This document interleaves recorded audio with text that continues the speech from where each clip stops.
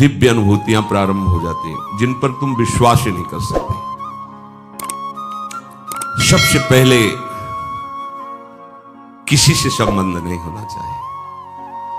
ऐसे तो बहुत से अनुभव होते थे, पर वो जो एक अनुभव हमें शेनपुर में हुआ, बड़ा दिव्य अनुभव। ठीक दोपहर का समय, वहां दिन में कोई नहीं जाता था, रात्रि की तो बात जाए, दिन में कोई नहीं। कभी ऐसे पूर्णिमा आदि को 2-4 लोग ऐसे एकदम जंगल, 24 घंटे में 2 रोटी और इतनी अरहर की दाल के सिवा कभी कुछ नहीं था, ही नहीं कुछ कि वहां फल फूल लोग आ रहे जा, कुछ नहीं, एकदम ऋषि भूमि।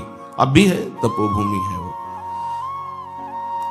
बस वो 2 बजे दिन में तो दोपहर में ऐसे कोई नींद का तो शायद सवाल ही नहीं कि नींद में थे, ऐसे नहीं। एक ऐसे बारंडा टाइप पुराना था, बहुत सी लता, गंगा जी ऐसे सामने लेटे हुए थे, मंत्राकार होते। ऐसी एक दिव्य सुगंध आई जो आज तक हमने कहीं वो सुगंध बाह्य में नहीं देखी। ऐसा लगा कहां से, मतलब सौरभ का जैसे कोई प्रवाह आ रहा हो, और जैसे जैसे सुगंध वो घ्राणेंद्रिय से अंदर आ जाती है, जैसे नशा चढ़ रहा हो। थोड़ी देर में जड़ता शरीर में आ गई, हिल नहीं सकते, एकदम जड़ शरीर है। आंख खुली हुई है, पूरी चेतना है, ऐसे भी नहीं कर सकते, बिल्कुल सीधे लेटे हुए। और ऐसे लेटे लेटे गंगा जी के दर्शन हो रहे थे।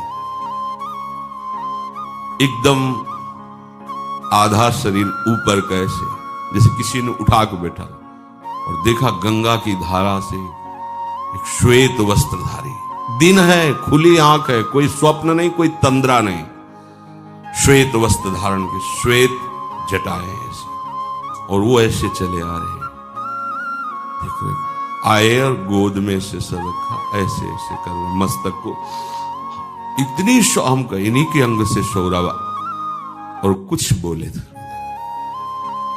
वो जीवन का पहला दिव्य प्रगट में ऐसे, तो स्वप्न में ऐसे, प्रगट में ऐसे ऐसे कुछ कहा, कुछ बोले, इसके बाद सीधे ऐसे, और गंगा ऐसा पार आनंद वो बताया नहीं जा सकता।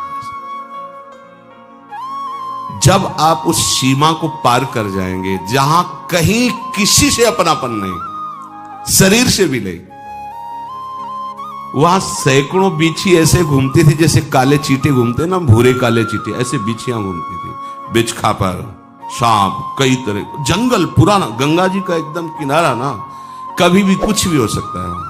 और 2 ही लोग इधर हम लेते थे, एक पंजीरी बाबा थे, वो दूर एक उनकी कुटिया थी, उसमें वो लेटे रहते, वृद्ध थे वो, पर बड़े तपस्वी थे, वहां कोई और टिक नहीं सकता था। अनुभव, अपनापन जब तक शरीर से, तब तक दिव्यता का अनुभव नहीं। हम बहुत अंदर लालायित रहे कि इनसे पूछे आपको का परिचय पे, हिम्मत, मतलब वो एकदम ऐसी जड़ता भाव थी कि हिम्मत ही नहीं पड़ रही थी पूछे।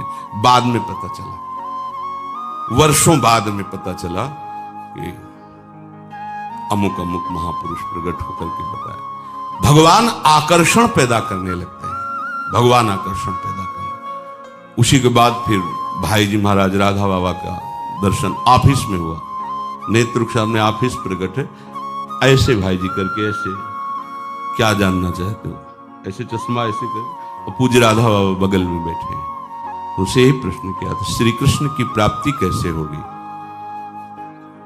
ऐसे देखे और बोले, जब श्री कृष्ण बन जाओगे तो श्री कृष्ण की प्राप्ति हो जाएगी। उस समय सही समझ में नहीं आ रहा था, और उन्हीं की कृपा, जैसे ये कवा प्रभु का, तो बोले मनमयाहा तदात्मिकाहा तन्मयाहा, ये मैं न जान परे कान है कि प्राण है। जब कृष्णमय हो जाओगे तभी कृष्ण का साक्षात्कार होगा।